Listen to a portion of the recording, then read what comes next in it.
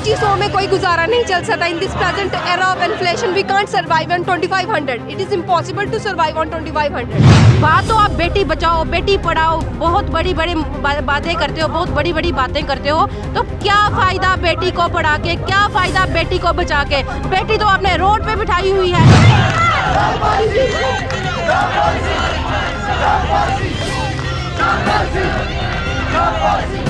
इस वक्त हम बीजेपी हेडक्वार्टर के बाहर है, जहां पर एनवाईसी मुलाजमीन लगातार 14वें दिन से जो है वो एहतजाज कर रहे हैं। आपको बता दें कि एनवाईसी मुलाजमीन की एक ही मांग है, हमें जो है वो सैलरी इन्हेंस की जाए और रेगुलराइज पॉलिसी जो है वो दी जाए। और कहीं न कहीं जब पिछले 7 महीने पहले यही एनवाईसी के मुलाजमीन एहतजाज कर रहे थे तो इन्हें आश्वासन दिया था कि आपकी सैलरी जो है वो इन्हेंस की जाएगी और आपको जो है रेगुलराइज पॉलिसीज भी दिए जाएगी। लेकिन ये वही एनवाईसी के मुलाजमीन है जो अभी भी जो है टोटल 2500 रुपया माहाना तनख्वाह लेते हैं। मज़ीद इन्हीं से जानेंगे कि आखिर लगातार आप पिछले 14 दिन से बीजेपी ऑफिस के बाहर एहतजाज में बैठे, आखिरकार अभी तक आपकी मांग पूरी क्यों नहीं की गई?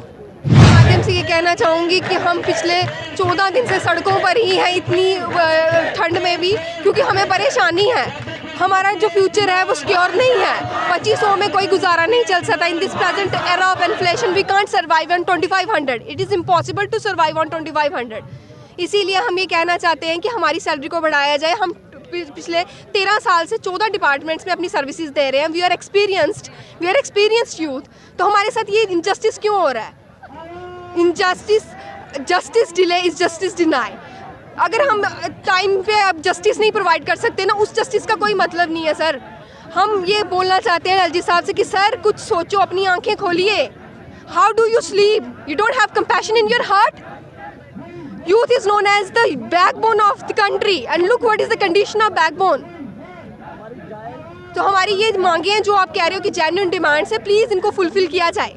सर मुंह से तो बेटी का दर्जा देना और बहन का दर्जा देना तो वो तो बात का कुछ नहीं है। अगर उनको हमारा दर्द सही में महसूस हो रहा है तो हमारे लिए अच्छी सी पॉलिसी लाएं और हमारी सैलरी को इंक्रीज़ करें। आप कोरोना की बात कीजिए, आप और किसी मतलब जैसे इनके कुछ भी काम होता है, अब इनको एक नया इन्होंने लाया हुआ रेवेन्यू में लेगेसी डाटा को इन्होंने सारा ऑनलाइन करना है। वो कौन कर रहा है? एनवाईसी। जिस मर्जी फील्ड में चले जाएं, हम 14 डिपार्टमेंट्स में लगे हैं। 14 डिपार्टमेंट वो जो मेन एडमिनिस्ट्रेशन के डिपार्टमेंट्स होते हैं उनमें लगे हुए हैं, और वो 14 डिपार्टमेंट्स में काम कौन कर रहा है? मात्र 2500 लेने वाला एम्प्लॉय। जो इनके 90,000 लाख रुपया लेने वाले एम्प्लॉयज़ हैं वो जस्ट चेयर पे बैठे रहते हैं और जस्ट हमें आगे से ऑर्डर करते हैं कि ये करो वो करो।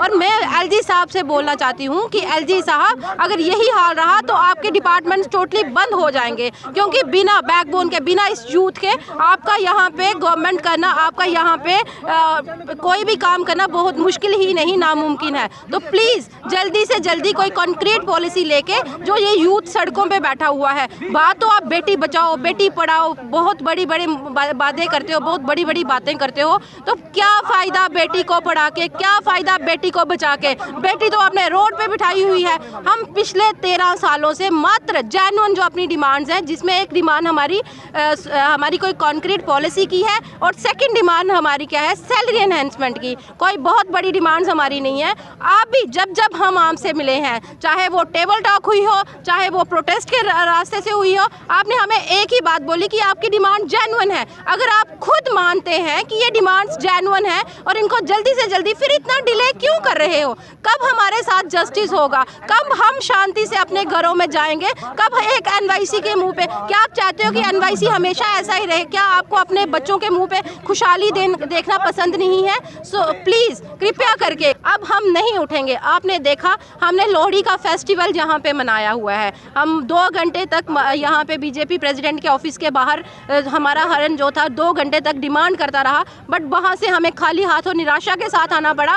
तो मैं एलजी साहब को बोलना चाहती हूँ, अगर हम लोहड़ी यहाँ पे मना सकते हैं तो हम 2023 की क्रिसमस भी यहाँ पे मनाएंगे। बट जब तक हमारे मसले हल नहीं होंगे हम यहाँ से उठ के नहीं जाएंगे। अब हमें वाइट पेपर पे रिटर्न ऑर्डर चाहिए, ना कि कोई मुंह से बोली हुई वो दोगली बातें नहीं चाहिए। अब हमें दिन है, मगर बड़ी दुख के साथ ये बात मुझे कहनी पड़ रही है कि एलजी एडमिनिस्ट्रेशन की तरफ से कोई भी यहाँ पे हमारे पास खैर खा पूछने के लिए कोई भी नहीं आया। और जहाँ तक मैं बीजेपी की बात करूँ तो ऑलरेडी पहले ही दिन हमारे पास रविंद्र रैना जी आए और उनके साथ हमने परसों भी एक मीटिंग की रविंद्र रैना साहब के साथ। मगर हमें अब खाली एश्योरेंसेस नहीं चाहिए, हमें कोई पक्का कोई ऑर्डर चाहिए यहाँ पे। तो हम ऑलरेडी रविंद्र सर जो हमारे हैं बीजेपी के हेड हैं, उनने भी बोला कि हमने ऑलरेडी होम मिनिस्टर की सदारत में आपकी बात रखी। यहाँ एलजी साहब जो बैठे हुए हैं जनाब मनोज सिन्हा साहब, उनसे भी हमने आपके बारे में बात की और चीफ सेक्रेटरी साहब के साथ भी हमने आपकी बात की।